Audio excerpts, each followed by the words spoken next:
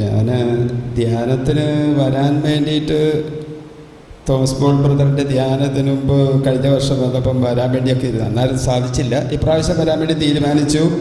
അതിൻ്റെ തലേ ദിവസം കട്ടിലിൽ നിന്ന് എഴുന്നേറ്റ് ചുമ്മാ ഇരുന്ന അന്നേരം എഴുന്നേറ്റ് നടക്കാൻ പറ്റത്തില്ല, നടുവിന് ഭയങ്കര വേദന. അപ്പോൾ ഞാൻ വിചാരിച്ചിരുന്നിപ്പോൾ പിന്നെ വന്നില്ലായിരുന്നെങ്കിൽ ഇത് വലിയ നഷ്ടമായി പോവുമായിരുന്നല്ലോ എന്ന് ഞാൻ ഓർക്കുകയായിരുന്നു.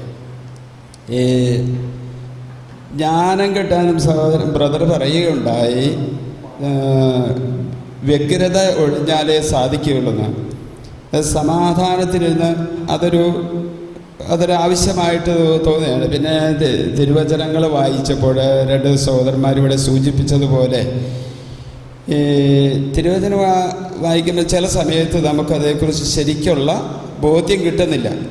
ആ ബോധ്യം കിട്ടാതെ വരുമ്പോൾ എന്ത് ചെയ്യണം എന്നുള്ളത് അതിനെക്കുറിച്ചുള്ള ഒരു ഉൾക്കാഴ്ച പിന്നെ കിട്ടിയത് വലിയൊരു കാര്യമായിട്ട് തോന്നുകയാണ്. പിന്നെ ഈ നമ്മുടെ പ്രാർത്ഥനയൊക്കെ കൂടുമ്പോൾ ഇരിക്കുമ്പോൾ ബന്ധന പ്രാർത്ഥനയൊക്കെ ചെല്ലാറുണ്ട്. അപ്പോൾ അതൊരു സങ്കീർത്തനങ്ങൾ 36 ഇപ്പോൾ നമ്മളിപ്പോൾ പാടിയതിലും 34 അതേക്കുറിച്ചെല്ലാം സിംഹക്കുട്ടികൾ പിന്നെ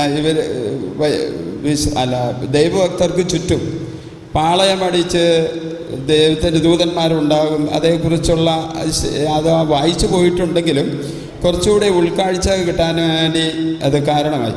പിന്നെ ഈ പഴയ നിയമത്തിൽ നമ്മുടെ സോളമനും ദാവീദ് രാജാവിനും ഒക്കെ അന്ന് അവർ ഇത്ര വലിയ ഉന്നതരായിട്ട് പോലും അവരെ രക്ഷിക്കാൻ അന്ന് പിന്നെ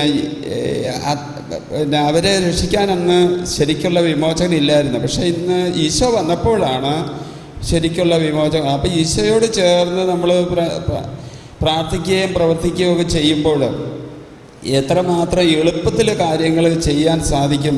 പിന്നെ നമ്മുടെ ഈ വിശുദ്ധ കുർബാനയിൽ ഞാനെപ്പോഴും ഓർക്കുകയും പ്രാർത്ഥിക്കുകയും ചെയ്യുമായിരുന്നു.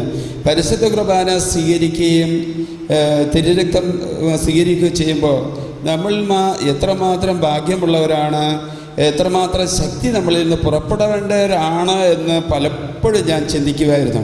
പക്ഷേ അത് കുറച്ചുകൂടെ ബ്രദർ പറഞ്ഞതുപോലെ ഇപ്പോൾ അത് കുറച്ചുകൂടെ ഉറപ്പിക്കാൻ കാരണമായി. ഒരു പ്രാവശ്യമെങ്കിലും ഈശോയുടെ തിരുശരീര രക്തങ്ങളെ സ്വീകരിച്ചാൽ നമ്മൾ നിത്യജീവന് കാരണമാകും. അത് ഒറ്റൊരു കാരണം കൊണ്ട് പോലും അത്രമാത്രം വിലയുള്ളതും പവറുള്ളതുമാണ് പരിശുദ്ധ കുർബാനയും. ഇതൊക്കെ കുറച്ചുകൂടെ ഇതൊക്കെ അറിയാമെങ്കിലും ഇതിലെല്ലാം കുറച്ചുകൂടെ ഉൾക്കാഴ്ചയും ബോധ്യവും കിട്ടി ഉറപ്പിക്കാൻ ഇത് കാരണമായി. ദൈവത്തിന് നന്ദി. കൈയടിച്ച് നന്ദി പറയാം. Praise the Lord.